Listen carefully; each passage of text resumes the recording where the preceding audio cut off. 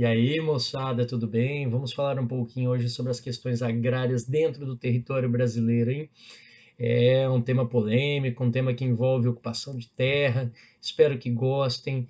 Não vamos ficar puxando para lados políticos, estamos aqui para transmitir o conteúdo de maneira limpa para vocês, beleza? Mas só que tem que ser pontuado todos os lados para que vocês possam tirar as suas próprias conclusões, beleza? Então vamos todos ter uma boa aula. Valeu, moçada, um abraço.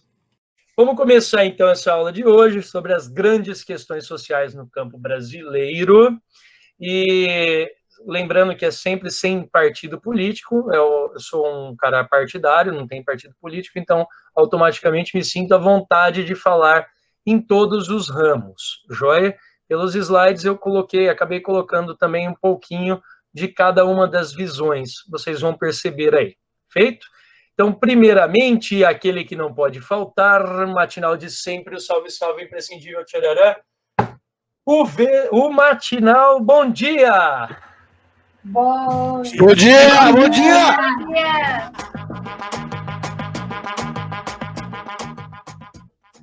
Bom, gostei dessa, essa eu gostei, hein? Gostei. Parece o rei da cacimbinha, né? Jesus, o rei da cacimbinha. Olha onde eu fui arrancar os negócios. Vamos lá, pessoal. O pessoal de Vitória da Conquista me paga, filho. Apresentar esse cara aí. Rei da cacimbinha. Olha o lugar, né? Vamos lá, pessoal. As relações de trabalho, aonde nós vamos começar esse tema tão polêmico quando envolve o campo brasileiro? Nas relações de trabalho. Então, a primeira coisa que eu vou passar para vocês, eu vou primeiro estruturar a ideia de vocês com relação ao campo. Então, o que eu estou fazendo com vocês? Eu vou dar argumentos o suficiente para vocês entenderem como que funciona a estrutura de trabalho. Vamos lá. No campo, as atividades são realizadas sobre diferentes relações de trabalho. Então, existem várias formas de relações de trabalho no campo. Um trabalhador do campo, ele não é um trabalhador único. Existem várias divisões de trabalhos no campo. Então, vamos mostrar aí, dar um panorama um pouco geral para vocês. Brasil, ocupação dos trabalhadores rurais em percentual. Então, a primeira coisa é importante entendermos isso. Grande parte dos brasileiros são trabalhadores não remunerados. Atenção, trabalhadores do campo, 43% aproximadamente, são não remunerados. Isso, pessoal, é uma visão de 2008. Vai ter uma visão mais para frente com outra data, então atenção. Vamos lá. Empregados, aqueles que têm carteira assinada no campo, 29%. Tá? Conta própria, são aqueles que trabalham nas suas próprias terras, 1/4, né? 25%. E empregadores, os caras que contratam apenas 3%. Então, repara, o pessoal do 3%, que é o que contrata, eles contratam trabalhadores não remunerados, eles contratam empregados e, às vezes, até aqueles que trabalham por conta própria. Traduzindo, 3% pode dominar até 97% de um total. Vocês já vão entender isso mais para frente. Como assim trabalhadores rurais não remunerados, pessoal? Vamos lá. Eu contrato um cortador de cana, o seu José, por exemplo. O seu José, ele ganha, eu contratei o seu José, beleza? Então, o seu José é meu empregado. Eu contratei ele. Ele ganha por tonelada cortada. Então, ele leva a esposa, ele leva o filho, ele leva o genro, ele leva a filha, ele leva todo mundo. Mas só que eu, dono do canavial, vou pagar só para o seu José. Os outros são não remunerados. Então, eles vão trabalhar o tanto que todo esse grupo colher, o seu José ganha de dinheiro. Aí ele que distribui entre eles. Então, eles acabam sendo não remunerados, tá? Por conta própria, são aqueles caras que têm a sua terrinha, vivem de subsistência, aparece trabalho, eu contrato ele e falo assim, ó, me ajuda a vacinar o gado aí, eu te dou um gado de presente, por exemplo, te dou um gado como forma de pagamento. Você fala assim, professor, mas isso aí é remuneração? No meio rural, sim, no meio rural é remuneração. Lembrando, ele está trabalhando por conta própria. Outro exemplo de pessoas não remuneradas. Eu sou o dono de uma terra média, uma agricultura familiar, média para pequena, uma agricultura familiar. Eu registro a minha carteira, mas não registro da minha esposa, não registro dos meus filhos, não registro ninguém da minha família. Eles, em contrapartida, estão tendo casa, comida e roupa lavada, por exemplo, né? Então, eles não são remunerados. Eles já trabalham para sobreviver na fazenda aonde eu sou o dono. Basicamente é isso. Nós temos essas 4 divisões iniciais, quanto à parte salarial. Agora, observe isso aqui. Relações de trabalhadores entre trabalhadores rurais. Então, vamos lá. Relações de trabalho entre trabalhadores rurais. Desculpa, vamos nessa. Empregados, olha aqui, ó. Permanentes. Empregados permanentes. O que o rosa condiz aqui? O que o rosa quer dizer? Carteira de trabalho assinada. Então, esse rosa mais claro, ele indica que nós temos permanentemente 55% dos trabalhadores rurais que são assalariados, eles têm carteira assinada, quase 56%.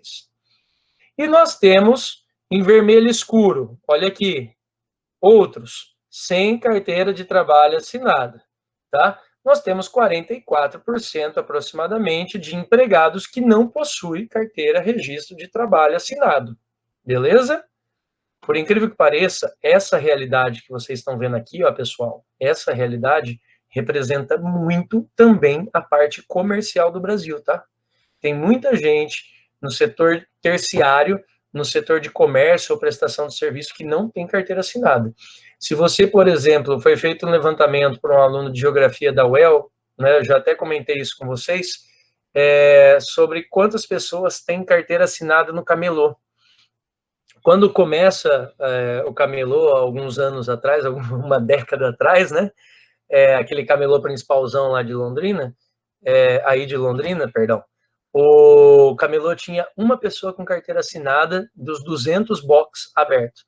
Agora são quase 300 box abertos com 6 pessoas com carteira de trabalho assinada. Tem 6, tá? De 300. Então, assim, você começa a ver. Tem muita gente que trabalha por conta, tem advogado que não assina a carteira de trabalho para não ficar pagando imposto de renda, né, autônomo que faz isso, enfim, gente, tem uma enormidade de pessoas que não têm registro e elas acabam se enquadrando como pessoas desempregadas para o governo. Então, quando a gente vê o número de desempregados do governo, a gente tem que dar um desconto ali, tá? Vamos lá. Pessoas empregadas temporariamente, sem carteira, observe o número. Temporariamente, é um emprego temporário. Eu chamo o cara ali, a maioria das pessoas do campo faz tudo aqui, ó, no fio do bigode, né, no valor da palavra. Ó, vou te empregar, não vou te empregar, tá? Mas, ou você vai trabalhar comigo 3 meses, ou vai trabalhar comigo 4 meses, mas eu não vou assinar sua carteira. E apenas 15% assinam a carteira, quase 16%. Beleza? Bora. Formas de trabalho no campo. Atenção, tome nota disso aí que é muito importante. Lembrando que o vídeo vai estar disponível para vocês, já mando como material, vai estar lá no meu canal, então é só pegar. E depois ficar parando ele, pausando, dando os prints aí de tela para quem se perder, né, e quem for estudar. Combinado? Não esqueçam disso, vamos usar o vídeo já que vocês têm esse recurso. Aproveita, moçada. Poceiros, pessoal, vou começar agora a explicar para vocês como que funciona. Os poceiros é uma forma de trabalho no campo. São lavradores que ocupam terras devolutas por 5 anos ou particulares por 10 anos. Presta atenção. Depois de um certo período, pode requerer o título de propriedade pela lei de uso capião, que é a que a gente tanto discutiu ano passado com vocês, né? Se a terra for devoluta, o que são terras devolutas? São terras do Estado. Se a terra é do Estado, o cara fica parado do lado de fora dela ali durante 5 anos, prova que não está sendo usada, aí ele pede para o órgão específico, que é o INCRA, fala assim, ó, estou aqui há 5 anos, a terra do governo não está sendo usada. Beleza. Quando a terra é particular, ele tem que ficar pelo menos 10 anos. Aí, passando esse prazo de 10 anos que ele está ali acampado na frente, provando que o cara não usa aquela terra própria para o plantio, depois de 10 anos, né? Aí sim ele pode requerer junto ao INCRA, o INCRA vai indenizar a pessoa. Vamos lá? Parceiros. Então, primeiro tipo de agricultor, poceiros. Esse que causa tanta polêmica. Segundo tipo, parceiros. São lavradores que trabalham nas terras de outros, com os quais dividem a produção obtida. Meio a meio, né? Quando a divisão é de 50% para cada um, o trabalhador é chamado de meeiro, tá? O pessoal no campo fala meieiro, tá? É meeiro. O meeiro é aquele que vai trabalhar e ele, como forma de pagamento, ele pega 50% de todo o lucro e dá para o cara. Os outros 50% do lucro, ele cobre o custo que ele teve semente. Ah, mas por que é tão desigual? Porque quem é dono da terra tem, obviamente, o cara serviu a terra para o cara ter uma produção. Se o cara não tivesse cedido a terra, o cara não teria aquela produção. Joia? Vamos lá. Pequenos proprietários são trabalhadores que cultivam principalmente para atender a necessidade familiar, atenção, e também o mercado local. Então, é aquele que vai produzir em pequena escala, são os pequenos proprietários. Repara, poceiros, parceiros, pequenos proprietários. Calma, ainda não acabou. Temos mais uns. Um não, mais uns. Vamos lá, formas de trabalho. Arrendatários, importante. Por sua vez, alugam a terra de alguém e pagam por seu uso em dinheiro. Em geral, dispõem de um certo capital e equipamento. Importante isso. Para você arrendar uma terra, você tem que contratar, inclusive, um agrônomo. Você tem que melhorar a terra. Você não pode entregar a terra pior do que você pegou. Geralmente, você entrega a terra melhor do que você pegou para poder arrendar de novo, para o cara ficar satisfeito com o seu trabalho e falar, não, o cara está cuidando bem da terra, vamos lá de novo, tudo bem? Vamos arrendar. O arrendatário pode ser feito, por exemplo, eu sou professor, se eu receber de herança uma fazenda, muito provavelmente eu, professor Farol, não vou fazer nada com essa fazenda. Então eu vou arrendar ela, eu vou alugar ela para alguém que queira fazer. Tudo bem? Aí no norte do Paraná, principalmente na região de Londrina, tem muita gente que faz isso. Né? Tem muita gente que está recebendo as fazendas dos avós, dos pais, de herança, e as pessoas não sabem o que fazer. Alguns vendem, outros mais eu classifico como espertos, arrendam a terra.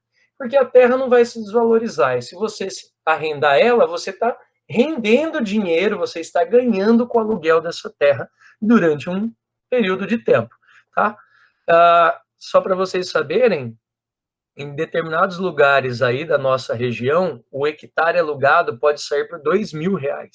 O hectare alugado pode sair por R$2.000 o ano, tá? Então, assim, se você pega uma fazendinha de R$2.000, o cara te paga 200 mil de arrendamento. Eu já ouvi, aí é história, tá, pessoal? Eu não vi nada comprovado, mas eu já ouvi gente falando que teve gente que alugou por R$4.000 o hectare. Lógico que não é assim por hectare que aluga, mas a gente divide para ficar fácil para vocês entenderem, tá?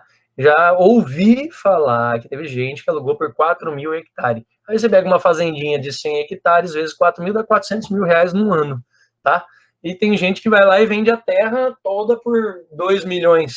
Não compensa. Tecnicamente, compensa você fazer esse sistema de arrendatário. Tá? A não ser que você não tenha interesse mesmo, eu não quero ficar, essa fazenda me faz mal, beleza, passa lá para frente. Outra forma aí, pessoal, que nós temos, assalariados, pode ser permanentes ou temporários. Os permanentes usualmente moram na propriedade, são aqueles que trabalham dentro de uma fazenda. Eu já tive tio meu que viveu a vida inteira numa fazenda, né, que ele trabalhava lá e ele morava na fazenda. Você perguntava onde é a sua casa? Ele na fazenda tal, né? Um monte de gente fala, nossa, olha, o tio do Farol tem uma fazenda. Não, meu tio não tem uma fazenda, ele trabalha na fazenda, é diferente, ele é gerente geral lá, sei lá como que chama, da fazenda. Tudo bem? Propriedade em que trabalha e mantém um vínculo empregatício. Importante, tá? Então, obviamente, se você está morando lá dentro, você vai ter um vínculo de empregado, né? Outro tipo de trabalhadores rurais. São os que ajudam no trabalho do campo, sem receber nenhuma remuneração. Quando nós falamos dos trabalhadores rurais, nós estamos nos referindo às pessoas que ajudam no campo, tá? Mas que não recebem nada. Não remunerados, como são alguns dependentes do trabalhador rural. Então, vamos lá. Eu tenho o trabalhador rural principal, que é o pai, né? Que ele registra a sua carteira. Aí o cônjuge, né, no caso a mãe, os filhos e etc., e outros parentes, não são remunerados, mas trabalham na terra e usufruem da mesma, tá? Não precisam do dinheiro necessariamente para isso. Joia, pessoal? Tranquilo? Então, bora lá para o próximo. Esse aqui mostra muito bem, pessoal. Atenção. Eu vou começar de baixo para cima, que fica. Eu vou começar aqui embaixo, depois eu venho para cima. Brasil, rendimento por classe das pessoas de 10 anos ou mais, 10 anos ou mais, ocupadas em atividades agrícolas. Classe de rendimento mensal de trabalho, até meio salário mínimo, mais de meio a um salário mínimo, de 1 a 2 salários mínimos, de 2 a 5 salários mínimos, mais de 5 salários mínimos. Sem rendimento. Vamos começar de sem rendimento? Não ganham dinheiro, atenção, fonte IBGE, não ganham dinheiro sem rendimento. 43% das pessoas que moram no campo não possuem rendimento algum. Beleza? Vamos lá. Pessoas ricas no campo, né? Quem ganha mais de 5 mil reais no campo, mais de 5 mil reais no campo, 1,3% da população que mora no campo. 1,3 não, 1,7, perdão, tá? Aí você vai, pessoas que ganham de 2 mil a 5 mil reais, né? Porque o salário mínimo está na casa de R$ 1.000, então vamos fazer assim que fica mais lúcido. 2 mil a 5 mil reais, quase 6% da população do campo. Que ganham menos de 2 mil até R$ 1.000, 14% da população do campo. Meio salário mínimo a um salário mínimo, de R$ 500 a R$ 1.000, 19% das pessoas no campo. E meio salário mínimo, R$ 500. R$ 500, 16% das pessoas no campo. Esse gráfico expressa um bom entendimento quanto a isso. Concentração da posse da terra no Brasil. Esse é o nosso calo.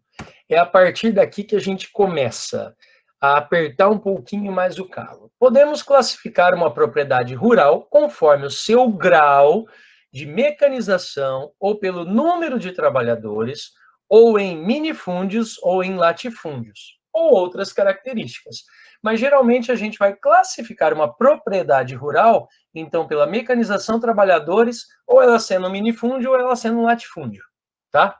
Basicamente é assim que a gente classifica uma propriedade rural. Importante, anota aí que é importante. Vamos lá. Em geral, o parâmetro mais adotado é o que classifica as propriedades rurais conforme as suas dimensões.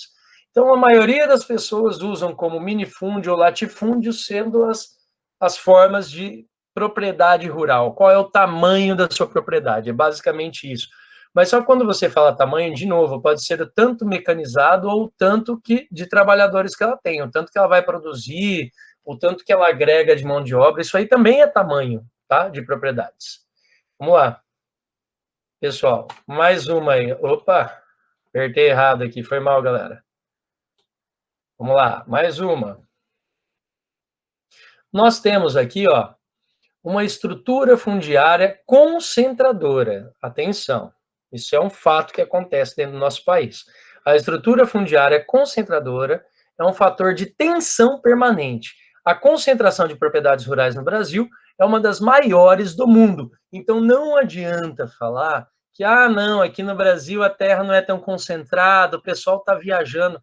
Gente, isso são dados estatísticos que provam que o Brasil tem a maior concentração, né? Uma das maiores concentrações de terra. A gente só perde para a China, tá, pessoal? Mas lembrando que a maior parte das terras da China, elas são estatais, Então, assim, de um país livre, de liberdade de expressão, vamos dizer que nós estamos ali na cabeça. Tá? Quem disse que o Brasil não é primeiro em alguma coisa? Né?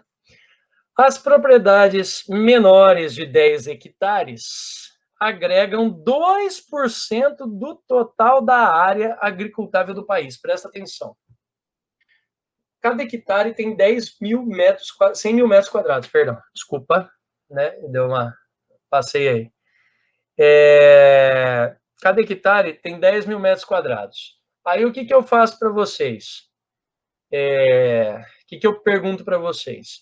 2% apenas, pessoal, de terras que nós temos em nosso país, nas mãos de pessoas com terras abaixo de 10 hectares, 10 hectares para menos. Eu pergunto para vocês, esses 10 mil metros quadrados que nós temos de área, são 10 mil metros quadrados, é um quarteirão. Então, são 10 quarteirões, vamos pensar assim. Apenas 2% da área agricultável pertence a esse grupo. Agora, repara, cadê?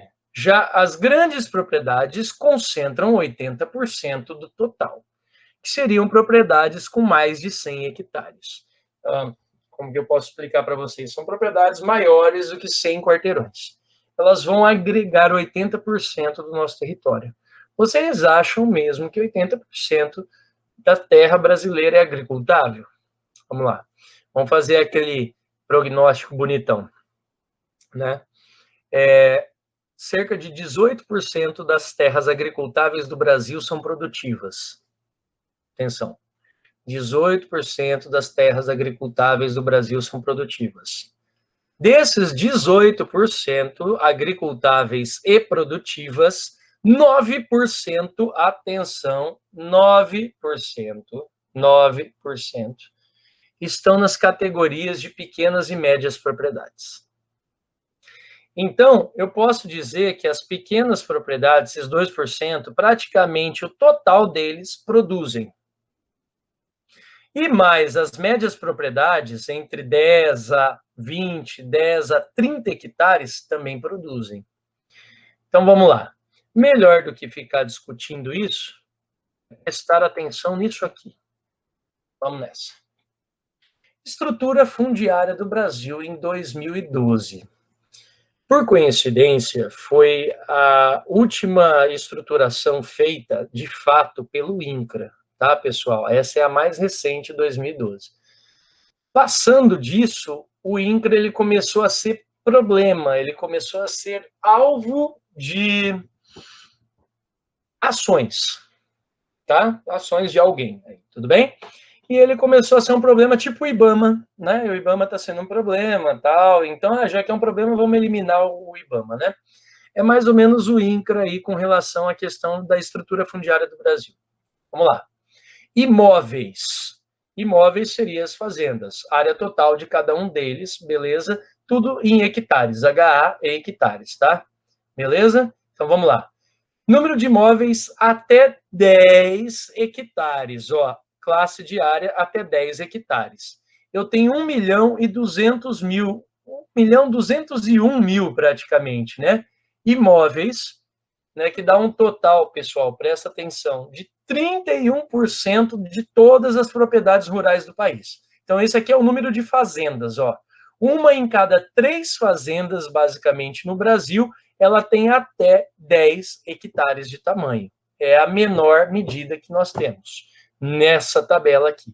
Joia, uma em cada 3 fazendas, então é muito, né? Aí você fala assim, então a área em hectares dela também vai ser gigantesca. Olha o que representa, 1,3. Beleza? Em total em hectares que nós temos aqui, né? Esse total, pessoal, observem, vamos fazer a comparação aqui, ó. Aqui nós temos 6 milhões. Aqui nós temos 16 milhões, 21, 29, 98, e aí vai. Joia? Lembra que eu falei para ser grande propriedade a partir de 100 hectares a 500 hectares? Dá uma olhada aqui na concentração, como é que fica. Ó, 98, 48, 45, 141 milhões. 464 é o total de todos esses aqui. Então, elimina esse aqui, 464, joia? Dá uma eliminada nesse aqui, e vamos até 2.000 hectares, né? Mais de 2.000 hectares, perdão. 141 milhões. Gente, preste atenção. Quantos imóveis nós temos deste tamanho aqui, esse tamanho gigantesco? Apenas 29.733 imóveis. Representa menos de 1% do total dos imóveis do Brasil. Mas só que nós temos 141 milhões de hectares, que dá 30% da nossa área. Preste atenção, então. Aqui, pessoal, preste muita atenção na continuação da tabela anterior que nós tivemos, tá? Isso aqui eu vou falar um pouquinho do histórico de concentração de terra no Brasil, como que ele aconteceu, né? A concentração de propriedades de terra no Brasil tem origem histórica, então não é uma coisa de agora.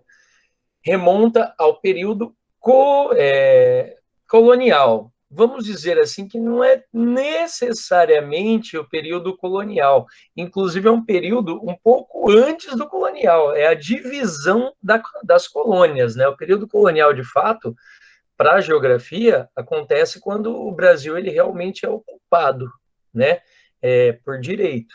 Mas só que o Brasil ele teve um tempo de 1500 até 1550, 1560 que ele ficou ali meio que no abandono, e Portugal se viu obrigado a colonizar ou então ia ter problemas.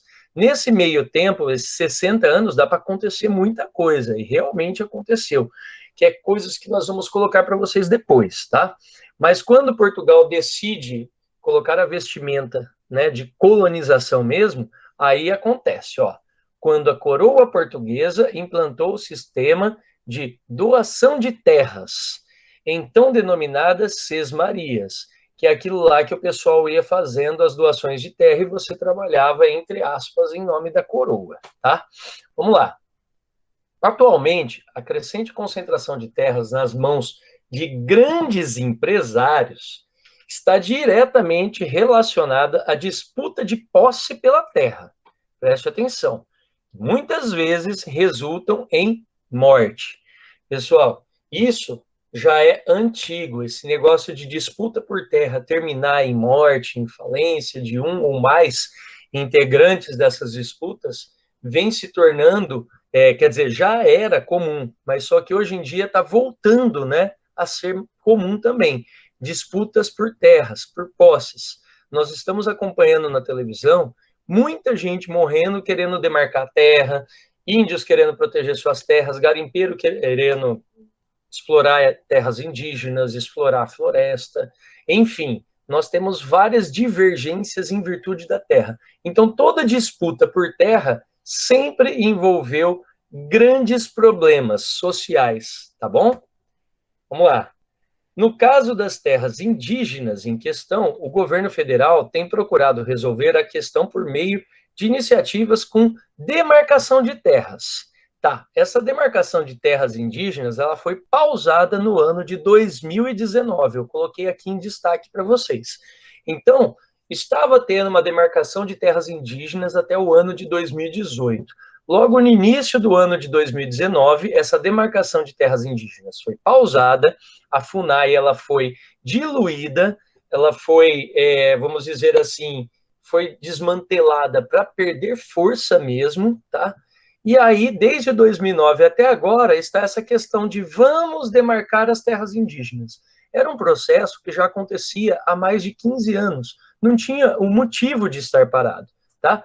Quando eu falo mais de 15 anos, pessoal, se eu não me engano, foi nos 2 últimos anos do governo Fernando Henrique Cardoso, ou 2 ou 3 anos, eu não lembro exatamente, então eu não vou afirmar, tá? Mas foi nos últimos 2 ou 3 anos do governo Fernando Henrique Cardoso que essas terras começaram a ser demarcadas. Então passou Fernando Henrique Cardoso, passou Lula, passou Dilma, passou Temer, aí pausaram, tudo bem? Então vamos lá. Indígenas sofrem, né, enfrentamentos atualmente com posseiros, que nós já vimos o que são aquelas pessoas que querem tomar posses de terras pertencentes à União, fazendeiros, sem terras, madeireiros e garimpeiros. Isso aqui eu coloquei entre parênteses, ó. atual. É uma consequência atual das terras. Então, repare que a luta pela terra, quando a gente fala assim, luta pela terra, todo mundo coloca na cabeça esse MST. A galera esquece das terras indígenas. Lembre, pessoal, vamos nos lembrar. Já foi comprovado que os indígenas estão aqui nas nossas terras há mais de 9.000 anos. Mais de 9.000 anos. Então, teoricamente, a terra é deles, não necessariamente é nossa. Então, o respeito que tem que ser feito é com os próprios indígenas, primeiramente com eles, para depois pensar numa demarcação de terras para a expansão da agricultura. Joia? E é sempre importante frisar as terras das regiões norte e parte da centro-oeste, onde tem uma grande concentração de indígenas, são terras não próprias para agriculturas e que poderiam ser demarcadas para indígenas sem problema nenhum com relação à agricultura, porque são terras que não são tão produtivas, tá? Muito pelo contrário, se desmatadas, terão grandes problemas. Vamos lá. Movimentos políticos rurais. Ai, ai, ai. Agora começa.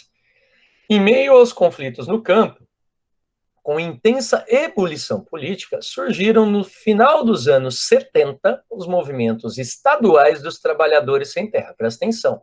Os movimentos estaduais dos trabalhadores sem terras. Então, primeiramente, aonde aconteceu? Vamos lá. Primeiramente, aconteceu no Rio Grande do Sul, tá? O primeiro movimento estadual, presta atenção que eu estou falando estadual, foi no Rio Grande do Sul. Depois, no Paraná. Depois, Mato Grosso do Sul, Goiás, Bahia e Pará. Foi nessa ordem que foram crescendo os movimentos dentro das questões dos estados, para relacionar uma questão com a terra. Preste muita atenção nisso aqui, pessoal. Sua estratégia principal era a ocupação de terras devolutas. Nas últimas décadas, esses movimentos cresceram muito. Então, vamos lá. O que significa isso? Em 1984, os militares, presta atenção, rurais, decidiram agrupar-se em caráter nacional, então deixou de ser estadual e virou nacional em 84, né? E criaram o Movimento dos Trabalhadores Rurais Sem Terra, o famoso MST, no estado do Paraná. Mais precisamente, isso aconteceu no município de Cascavel, tá, pessoal? Só para vocês terem uma noção de onde que aconteceu.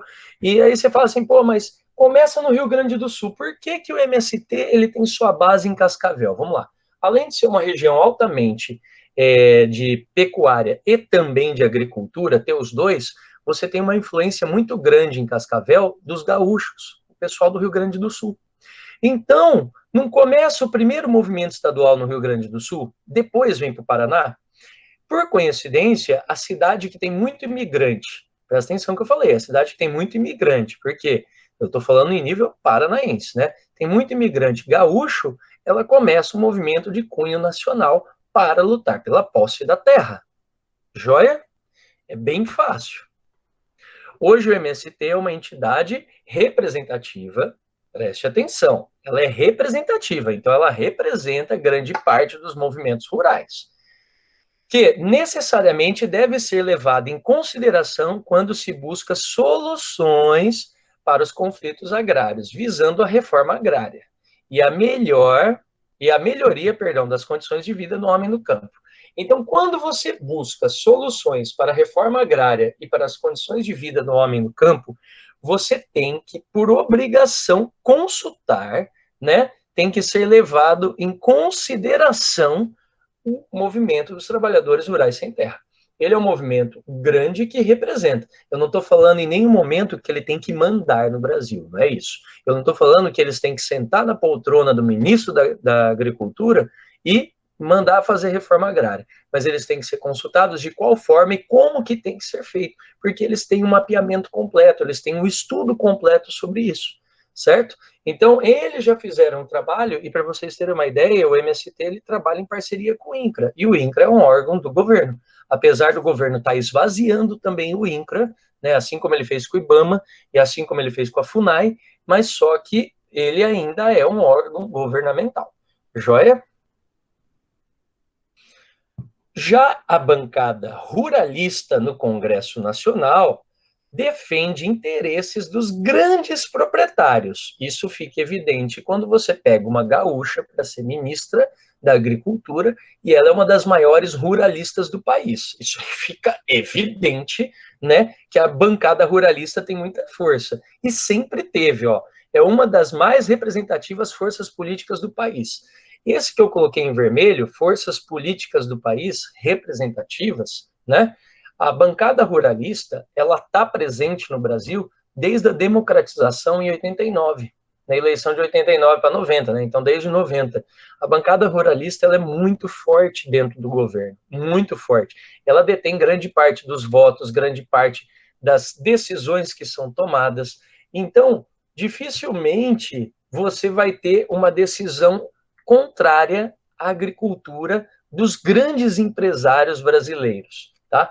Isso é interessante pelo seguinte, como a maioria é ruralista e governa para os maiores, então é interessante que vocês entendam que a função do Congresso Nacional nessa parte da agricultura não vem funcionando muito bem, então. Porque, para quem entende o mínimo de política, o Congresso Nacional é a casa do povo, tem que representar o interesse da maioria, da população. Maioria da população, não uma minoria de empresários rurais, grandes empresários rurais. Deu para entender? Então, isso aí é só para a gente colocar a mão na consciência e entender todo esse movimento. Vejam, eu coloquei a parte do MST e coloquei a parte da bancada ruralista. Eu coloquei uma visão e coloquei uma visão oposta, que é justamente para vocês entenderem. A bancada ruralista é a que comanda o Congresso Nacional desde 1990. Tudo bem? Eles comandam. E manda e desmanda no que tem que fazer. Joinha? Então vamos lá. Questão da reforma agrária no Brasil. Ai, ai, ai. Agora também é outro tema que é um tanto quanto relevante. A reforma agrária no Brasil tornou-se matéria constitucional. Então, quem pede a reforma agrária, pessoal, não é o MST, não é você, não é o prefeito, é a Constituição brasileira, está lá na Constituição, tudo bem? A espinha dorsal das nossas diretrizes. Então, é uma matéria constitucional pela Constituição de 1988, na qual está explícita, repare que eu grifei o explícita, então não é algo inventado por pessoas. Ah, graças a Deus, agora o presidente de agora não vai fazer reforma agrária. Ele tem que cumprir a Constituição, é um fato. Isso aí tem que acontecer, tudo bem? A necessidade de promovê-la em virtude da função social da terra. Aí é que está o grande erro que quase ninguém entende. A terra tem uma função social absurda. É ela que promove a retirada das mão de obra não utilizada nas cidades, é ela que promove a desconcentração de pessoas dos grandes centros urbanos, é ela que promove, inclusive, a desfavelização da população, porque muitos daqueles que estão ali eram ou pertenciam ao campo e foram desalojados devido aos grandes proprietários ou uso de maquinários que substituíram sua mão de obra. Então, quando você vê a terra como uma função social, é uma função que não agrada a grandes empresários, porque você vai pegar terras paradas, terras especuladas, terras pertencentes ao governo, né? Você vai pegar esse tipo de terra e passar para uma população para ela produzir, para ela e para o seu mercado local. Isso ajudaria a conter uma ligeira onda de fome, isso ajudaria a conter, por exemplo, o aumento nos alimentos. Mas quanto mais nós concentramos a terra na mão de poucos, maior problema com o alimento e maior o preço do alimento vai acontecer. Esse negócio do arroz, não adianta o presidente chegar e falar assim, produtores de arroz, não suba mais o preço de arroz. Quem que é ele na fila do pão pedindo para não subir o preço do arroz? Não tem que pedir para não subir, tem que tomar medidas cabíveis para produzir mais arroz e equilibrar o mercado. Quando foi a crise do feijão, a mesma coisa. Olha, não vamos subir o preço do feijão. Gente, não é assim que funciona o mercado. Você tem que disponibilizar para o mercado. Agora, você não oferece crédito, você, para o pequeno produtor, só dá crédito para o grande produtor, ele produz e manda para fora do Brasil. O pequeno produtor, que é o que a gente se alimenta, que nós já vimos, que mais de 80% do nosso alimento vem do pequeno produtor, ele quase nunca tem financiamento bancário, e quando tem são a juros exorbitantes, certo? Que ele tem que dar terra, carro como garantia, tem que dar tudo que ele tem como garantia, e chega a ser absurdo. Então, a questão, quando a gente fala de reforma agrária, a gente tem que promover também um outro detalhe, ó. Dessa forma, as áreas de solos férteis e, presta atenção, passíveis de ser cultivadas, atenção, ou servir ao pastoreio, devem ser produtivas e dar emprego a trabalhadores do campo. Isso aqui está na Constituição. Eu não arranquei de nenhum lugar, não arranquei do meu imaginário. Tudo bem? Na Constituição fala as áreas de solo fértil e passíveis de ser cultivadas ou servir a pastoreio, que seria a pecuária, devem ser produtivas e dar emprego a trabalhadores do campo. Então, tem que existir esse trabalho no campo. Você tem que pegar as terras produtivas e fazê-lo. Presta atenção, terras produtivas. Terras produtivas. Região Norte não tem terras produtivas. Combinado, pessoal? Então, já está indo contra a Constituição. Joia? Eu queria que todos os brasileiros tivessem acesso a pelo menos essas informações para poder entender um pouco das barbaridades e abobrinhas que nossos políticos falam. Vamos lá. As áreas prioritárias são as terras devolutas, lembrando, pertencentes ao Estado. Então, terras devolutas é prioridade para fazer reforma agrária. Então, são terras pertencentes aos estados, ocupadas ilegalmente por grileiros de terras. Lembra dos grileiros? São aqueles caras que ocupam uma terra, pega um papel de documento, redige um documento, coloca na gaveta com um grilo, deixa ali durante algumas semanas. O grilo, com fome, vai se alimentar do papel e ele também solta um pigmento no papel ali que dá um tom de envelhecido para parecer que aquele papel já é de mais tempo, já é mais velho, e na hora ele vende uma terra que não é dele, é uma terra do Estado. E a pessoa vai lá e compra essa terra porque está vendo a certidão. Quando chega para registrar, cadê a terra? A terra pertence ao Estado e o cara sumiu e ele levou um golpe, né? Então, os grileiros, por isso são chamados de grileiros, e grandes latifúndios improdutivos. Então, o que você tem que fazer? Quais são as terras ocupadas pelos grileiros? Essa. Então, vamos lá, vamos reformar essas terras. Grandes latifúndios improdutivos, aí você está mexendo com a bancada, principalmente a bancada ruralista do Congresso, né? Eles têm grandes fazendas, grandes latifúndios, né? Então, eles têm grandes propriedades com terras que estão improdutivas, estão paradas, mas poderiam estar produzindo. Como não estão produzindo, elas têm que ser divididas para quem vai produzir. É simples assim. Isso não é capitalismo, isso não é socialismo, isso se chama Constituição Nacional. Não sou eu que estou falando, não é o Fidel Castro que falou e também não é o Donald Trump que está falando. Isso aí é a Constituição brasileira. Essa terra tem que ser produtiva, certo? A propriedade nessa condição seria, presta atenção, desapropriada e seu proprietário indenizado. Então, essa história de que o MST entra na terra, roubou minha terra, eu fiquei no zero. Mentira. Quando o MST requisita a terra para o INCRA, o MST de verdade ele não invade a terra, os que invadem são MST fake, que até isso tem, a gente já discutiu isso em sala, né? São pagos por oposições para invadir a terra e também queimar o movimento sem terra, tá? Os MSTs de verdade eles ficam parados do lado de fora da propriedade esperando o INCRA dar a terra para eles. Nesse tempo, o INCRA entra em negociação. Olha, o hectare da sua terra aí na sua região vale 25 mil. Então, nós vamos comprar a sua fazenda. Você permite? O cara fala, não, eu vou produzir. Ele falou, então tá bom, você tem um ano para produzir. Se você não produzir no prazo de um ano, a terra vai ser apropriada.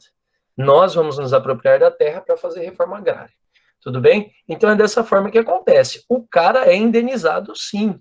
Inclusive, o brasileiro é tão abençoado, sabe o que o brasileiro faz? Ele faz o seguinte, ele fala assim, olha, então, tem uns caras do MST que invadiram minha terra, avisando o INCRA. Eu queria que vocês dessem um jeito aqui. E esse próprio proprietário da terra contratou vários, deu o uniforme do MST, fez os caras ficarem acampados ali, bonitão, né, por um tempo, bancou eles, porque ele não estava conseguindo vender a fazenda. Então, como ele não conseguia vender a fazenda e precisava de dinheiro, ele forjou uma invasão do MST, ligou para o INCRA vai negociar com o pessoal fala, não, eu quero ficar com a terra, porque afinal eles são fakes também, eles são atores.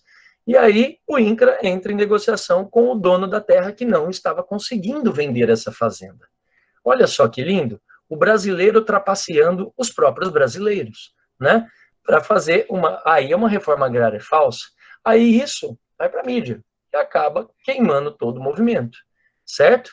Então, só para vocês entenderem, existe todos esses lados. A invasão que não é invasão de verdade, a invasão que é forjada pelo próprio dono da fazenda para ele vender a terra para o INCRA, e a invasão que é verdadeira, que o dono da terra acaba se vendo na posição de vender a terra, já que ele não está fazendo nada. Joia? Partiu para o próximo aqui, ó. A grande questão que hoje se discute é o bom aproveitamento e a produtividade das terras redistribuídas através da reforma agrária. Então, esse é o X da questão. Existe um bom aproveitamento quanto a essa terra que é redistribuída pela reforma agrária? As pessoas realmente fazem uso correto dessas terras? Vamos lá. Tem muitas pessoas, muitas, viu, pessoal? Eu não estou aliviando para ninguém. Tem muitas pessoas que catam essas terras, pegavam essas terras da reforma agrária e vendiam, e entravam na fila da reforma agrária de novo. Para não se ver refém deste fato, o governo federal começou a fazer, na época do Fernando Henrique, a colheita do CPF da pessoa. Então, por exemplo, o marido, tá, dá lá o CPF, ou a esposa. Beleza. Se a esposa ou o marido já deram o CPF, nem esposa, nem marido, nem filhos têm direito à terra. Combinado? Por quê? Porque ele já tem um pedaço de terra para a família. A reforma agrária é para a família, não é para o indivíduo. É para a família, é para a sociedade brasileira. Então, é para a estrutura familiar. Não é para uma pessoa em benefício econômico. Isso é importante que vocês entendam. Aí eles começaram a pegar o CPF. Deu para dar uma maneirada? Deu. Mas sempre tem gente que consegue. O cara liga para um irmão e fala, ó, entra na fila aí para pegar uma terra também. Liga para o cunhado, ó, que ainda não é casado, né? Ó, entra na fila para você pegar terra. Ó, se divorcia dele, né? Se separa dele e cada um pega um pedaço de terra. Meu, brasileiro, cara, você sabe que o próprio brasileiro dá golpe no brasileiro, então é complicado, né? Existem vários problemas. E essa produtividade também é muito questionada. Por quê? Muitas vezes esse pequeno produtor, como eu já falei para vocês, não vai ter a condição financeira de bancar uma estrutura agrária fantástica. Deu para entender? Ele não vai conseguir, de forma alguma, manter uma fazenda sem ter um incentivo financeiro, um financiamento para uma criação de gado, um financiamento para uma produção do soja, do milho, enfim. Ele precisa de uma ajuda financeira. Se isso não ocorrer, aí complica, né? A modernidade exige que as unidades produtoras sejam eficientes, gerando excedentes. Então, hoje em dia, essa produtividade ela tem que ser excedente, com rentabilidade aos seus proprietários. Então, os proprietários eles têm que ter rentabilidade, eles têm que ter um lucro também, né? Para que tenham condições de reinvestir o dinheiro e modernizar suas lavouras. Beleza. Então, a reforma agrária não é apenas dividir terras, e sim dar condições para as pessoas produzirem. Guarde isso que cai no vestibular. Reforma agrária não é apenas dividir terras, mas também, anote isso aí, mas também fazer o quê? Incentivar, financiar, patrocinar, fazer empréstimos coerentes a juros mais baixos para as pessoas conseguirem produzir. Então, não é só dividir a terra, mas também dar a possibilidade dela de produzir na mesma. Beleza?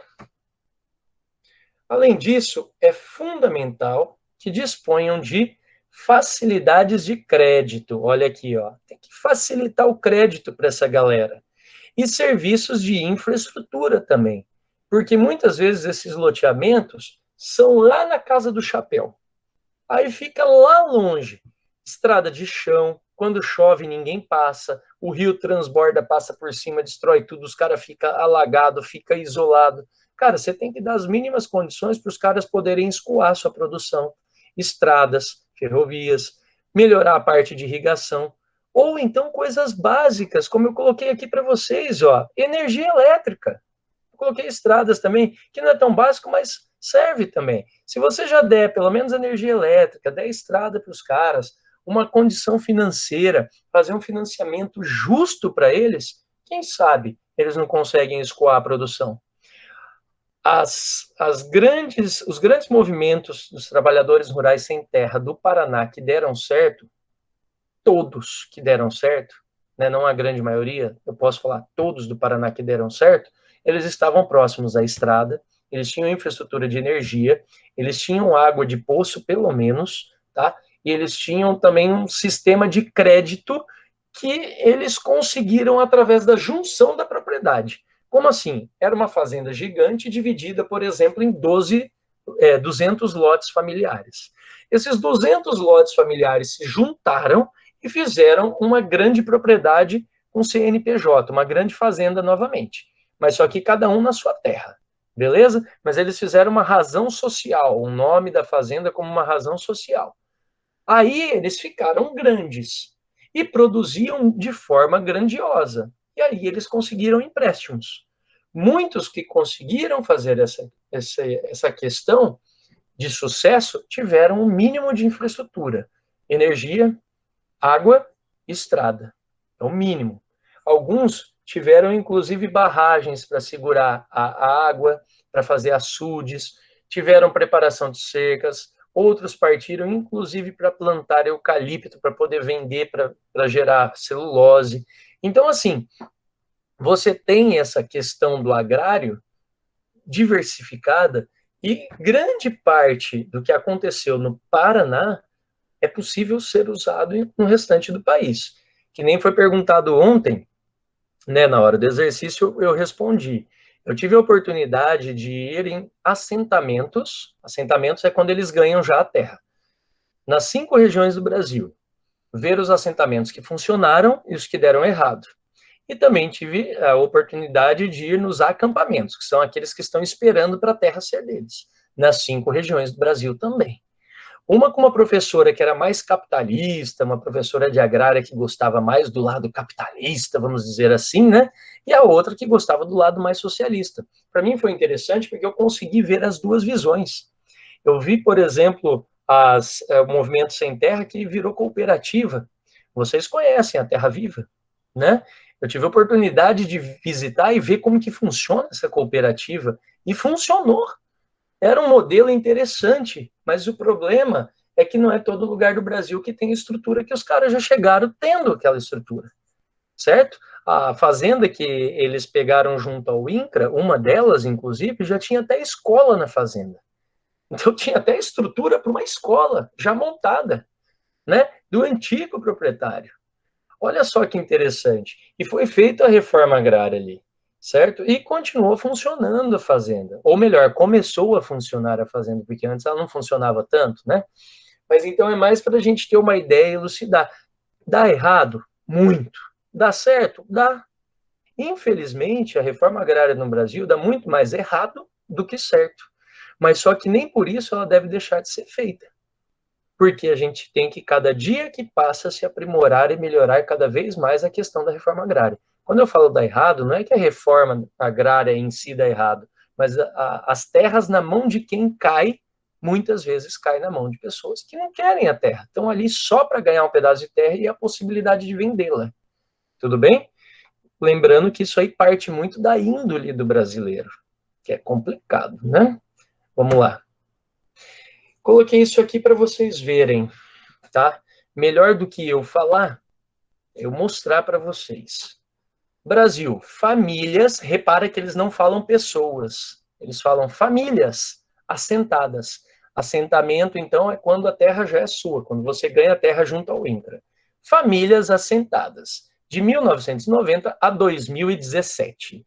Eu acho muito interessante, pessoal, isso aqui, ó. Quando você vê ali o período da ditadura militar, você vê que é bem baixo, bem baixo, bem baixo.